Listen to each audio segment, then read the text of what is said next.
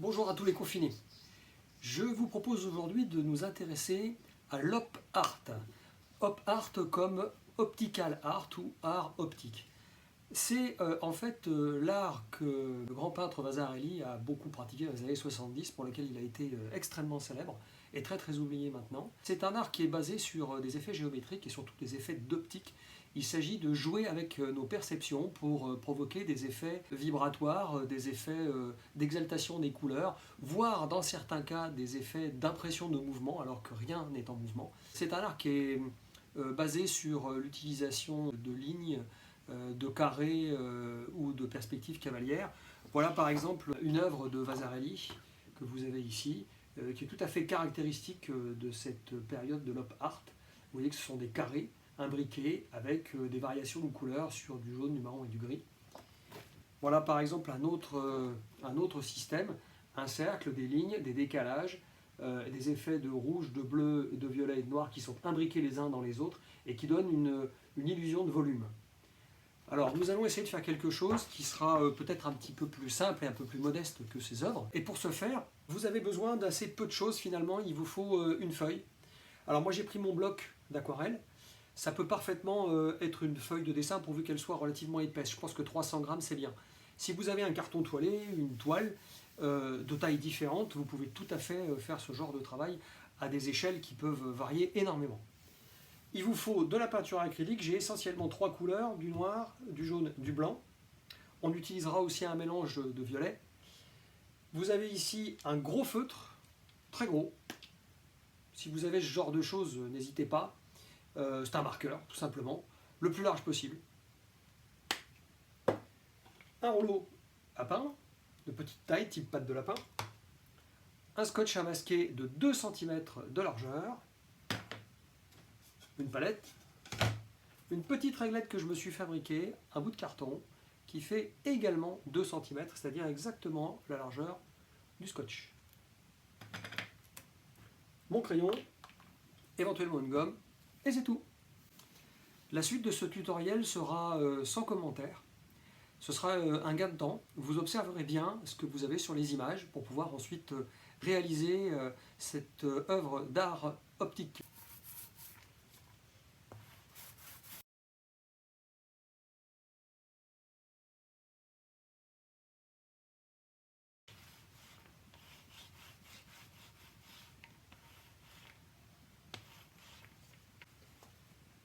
Séchez votre rouleau complètement avant de le réutiliser.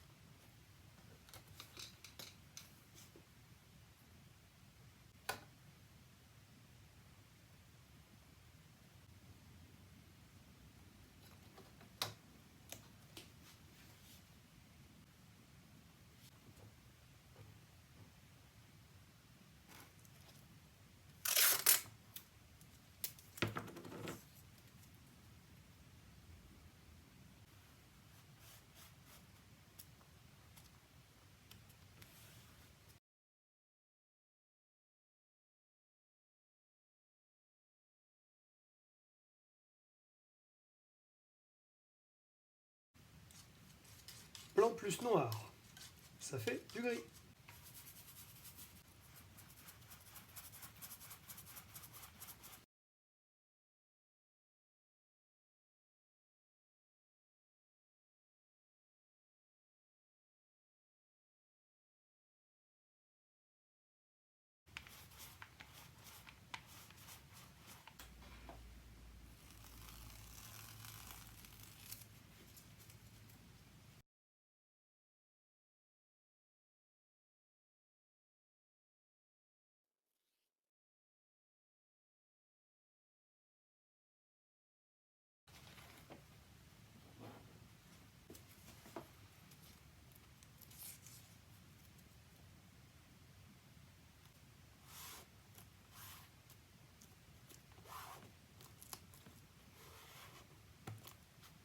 On redivise les bandes jaunes en deux pour réserver l'espace violet.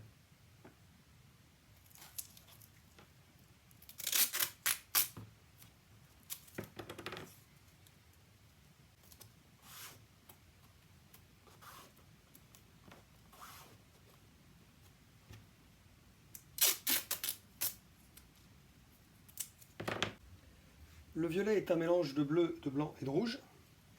Les gris et noirs ont été protégés par les bandes collantes et la moitié des bandes jaunes.